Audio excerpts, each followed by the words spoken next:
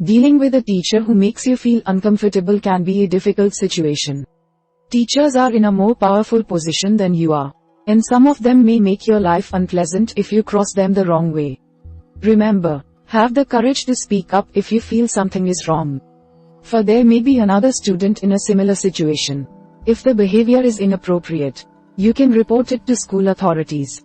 If you realize this behavior is just a personality conflict with the teacher, you can figure out some ways to make the rest of the year go smoothly. So, we are going to watch about the how to deal with the teacher that creeps you out. Method 1. Determining inappropriate behavior. First is determine why they creep you out. Figure out what it is about their behavior that bothers you. Pay attention to your teacher's behavior and your reactions to it the next time you are in class too. See if there is a pattern. Does the teacher invade your personal space? Does the teacher make comments about your appearance? Does the teacher seem to favor you or another student in a class in a way that makes you feel uncomfortable? Find out if anyone else in your class is made uncomfortable by your teacher, and see if you can figure out the reason behind your discomfort. Make sure you do this away from your classroom. Step 2. Trust your instincts. It is hard sometimes to find the words for what is making you uncomfortable, but you may know on some level that the behavior isn't right. Sometimes you can feel a tension or discomfort somewhere in your body when someone does or says something off. Pay attention to that feeling and do not dismiss it. Even if the teacher's behavior appears friendly, attention from a teacher can be flattering. But trust your instincts. If it seems too good to be true, it probably is. And if it feels off or uncomfortable in any way, it probably is. Step 3. Ensure your teacher maintains professional boundaries. While some students like it when their teacher takes on more of a friend role than that of a mentor or educator, understand that this is not always appropriate. While a student may push those boundaries by trying to get closer to a teacher, it is the teacher's responsibility to enforce those boundaries. The teacher should not be alone with a student in a hidden area. The teacher can have a private conversation with a student with the classroom door open or while visible to other teachers and students. The teacher should not be friends with a student on social media, unless the account the teacher is using is a separate account for school or students. The teacher's relationship to the student should be confined to school activities. Step 4. Be aware of being groomed. Grooming refers to taking interest in an individual in order to manipulate them for sexual abuse purposes. The abuser makes their target feel special, and often manipulates them with gifts or favors to maintain a level of secrecy about their relationship.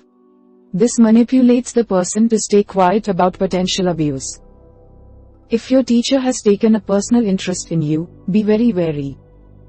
Do not accept gifts or favors from the teacher. Refuse to keep any secrets about your relationship. You could say to your teacher, "I'm sorry, but I don't feel comfortable accepting this gift." Quote, talk to another adult right away if you are afraid you, or another classmate, are being manipulated by your teacher. Do not be afraid to speak up. You are not doing anything wrong by voicing your concern. You could say to your guidance counselor or dean, "I'm concerned about how Mrs.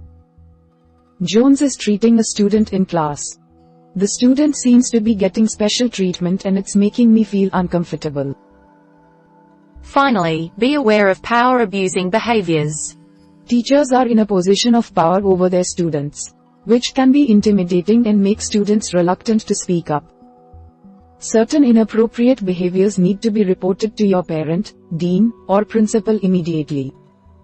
These include harassment of or discrimination against a student because of their race, religion, sexuality, gender, or disability.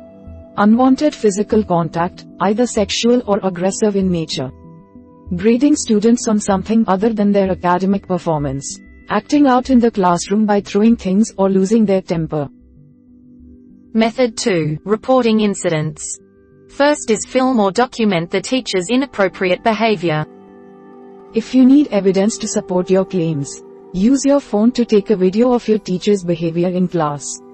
If this is impossible, if the behavior is hard to see, or if it happens too fast for you to film it, write down all of the incidents in detail. Make sure you note the date and time of the incident. If there are other students in your class who have noticed your teacher's problem behavior, ask them to keep their phones accessible to help you document incidents. Step 2. Talk to your parents. Let your parents know what you are seeing in your classroom and how it makes you feel. Discuss with your parents what you would like them to do. Have your parent email the teacher with their concerns. If that doesn't resolve the issue, have them meet with the teacher. Make sure your parents stay calm during the meeting and do not approach the teacher in anger. If you are concerned that your parents contacting your teacher will result in repercussions for you, have your parents contact the principal. It might be a good idea to come along to the meeting if you feel comfortable, so you can describe the situation in your classroom. Step 3. Discuss your concerns with an administrator at your school. If your parents do not get involved, speak to your guidance counselor, a dean, or the principal. If you still do not feel listened to, write a letter to your school board.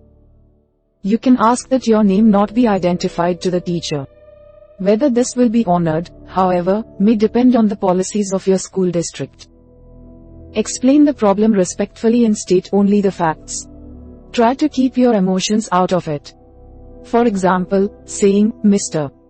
Esposito is horrible. He makes me sick. Doesn't let anyone know what's going on. Instead, say something like, Mr. Esposito has made comments to several of the girls in my class about their clothing. He told 2 girls their jeans were tight and another girl that her skirt was too long for her. Finally, find out the next steps. Ask your school administrator what will happen after you make the report. What will happen depends on the severity of your accusation, as well as the policies your school currently has in place. Ask for an expected timeline. For example, when can I follow up with you about this conversation today? When do you expect to move forward on this? Quote, discuss how you would like to see the situation resolved. Do you want the teacher to be disciplined?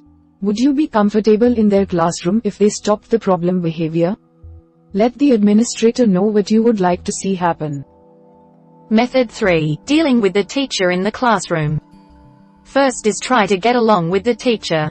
You don't have to like the teacher, you just have to deal with them. If you have reflected on your teacher's behavior and you have determined it is just a personality conflict, understand that this is how life works sometimes. There will be many people in your life you have to deal with who you won't like. Consider this practice for adulthood, when you will have to work with people you don't like, or may have a supervisor who is unfair, or need to get along with your in-laws. Be civil to your teacher. Even if you don't like them, there is no excuse to be impolite.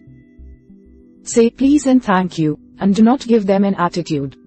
If you want to debate the teacher in a class discussion, make sure you use a calm, warm tone of voice that does not convey anger. A good teacher will encourage classroom debate and discussion.